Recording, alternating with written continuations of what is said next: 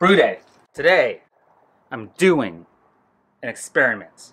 Let me explain why. I generally like IPAs the most.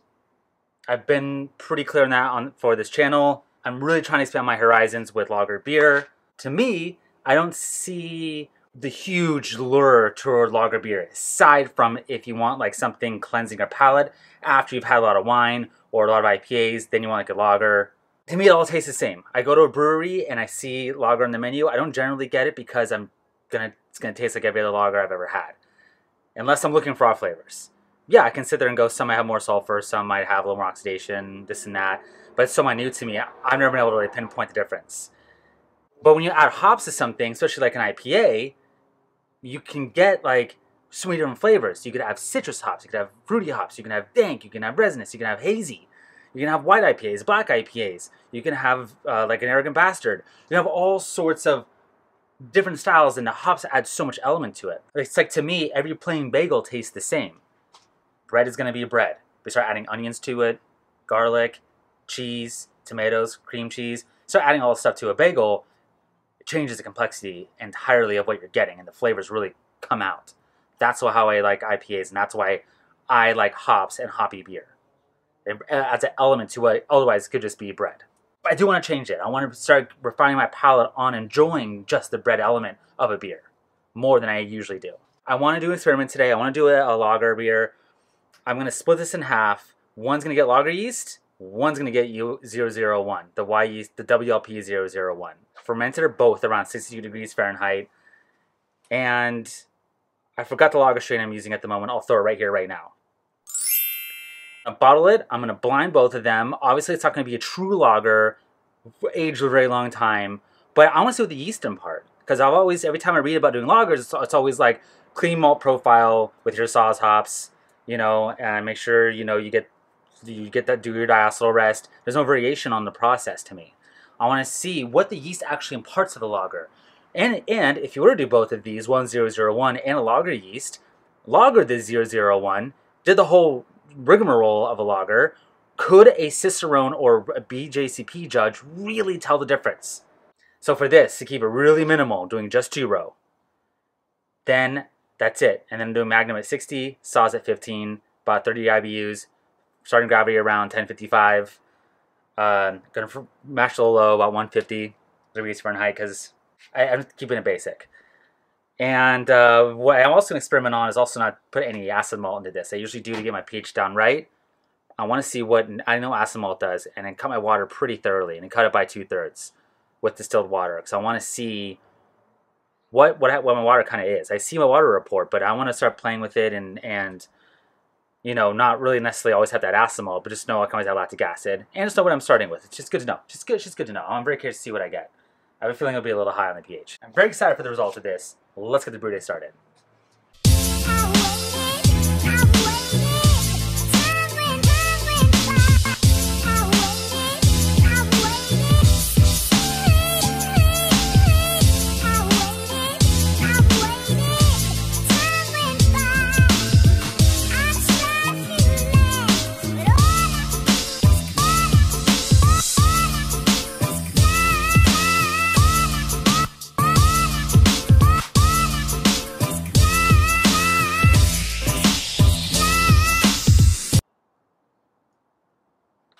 Wow.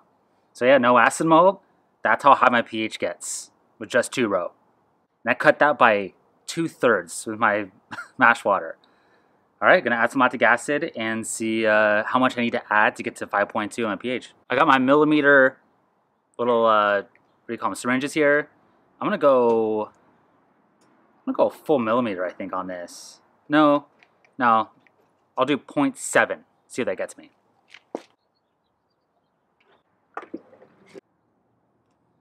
So for 2.5 gallons of water that's in there, 0.7 milliliters, drop the pH by 0.4. I can probably in the future do this, not add acid malt to it, just add lactic acid. Probably do a couple more of these and dial in how much I can add just right at the beginning of the mash, and you know, save a little bit on buying some acid malt. But good to know. I'm gonna keep it at 5.4 because it's acceptable. It's been 45 minutes. Let's see where we're at. I'm gonna do an iodine test on this. Most mash converts in 15 minutes anyway, or at least the peak of it does. I think it'll be done is my guess. I'll start speeding these brew days up a little bit. Got some iota 4. I'd say that's converted.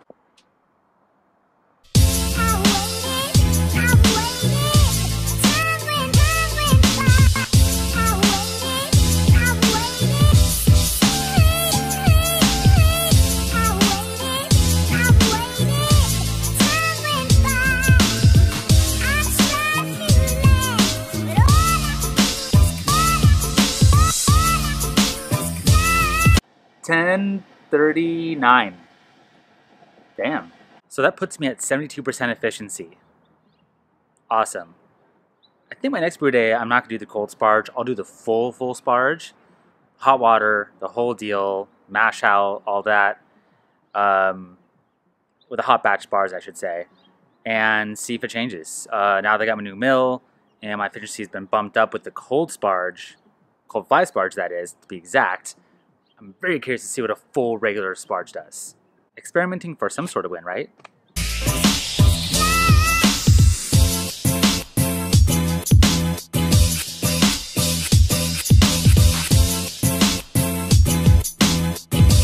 I got a really good protein break on this one.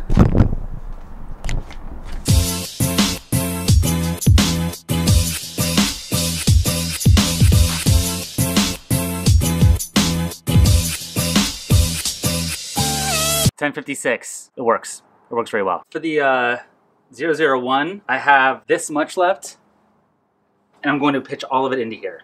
A couple things with this. I have this jug here that cracked a little bit right there, and the beer recently didn't turn out that great because I think maybe oxygen got in. Let's see if it does it for this one. I also am very curious to see what's fermenting this a little colder, the 001 at 60 degrees Fahrenheit, what the lager yeast is going to do fermenting warmer. I know there's some lager yeast you can't ferment warmer. I've seen it been done before. This is leftover yeast I had. I thought I was going to have to harvest it from a batch, my dunkel, and I had it taped up pretty thoroughly. It's only been about 3-4 weeks, I think, since I've used it. So, should be good to go use this. I'll just use up the rest of it here. Yeah, I'm very excited to see what this experiment yields for my own palate, and to see what these yeasts are capable of. And I think a worst case scenario, unless this one gets oxidized because of the weird top here, I think they'll be really drinkable regardless. I won't do a diacetyl arrest for this lager one here because it'll ferment so warm anyway. I'll just let it go 2-3 weeks and then just bottle from there. This experiment would need repeating. Like if you were to do a full lager fermentation at like 50 degrees with one lager yeast, the whole lager deal, and then with the same recipe, one with the 001, and see the results. So yeah, stay tuned for the tasting of this. These should be done pretty quickly. And yeah, get out there and experiment a little bit. You never know. You never know.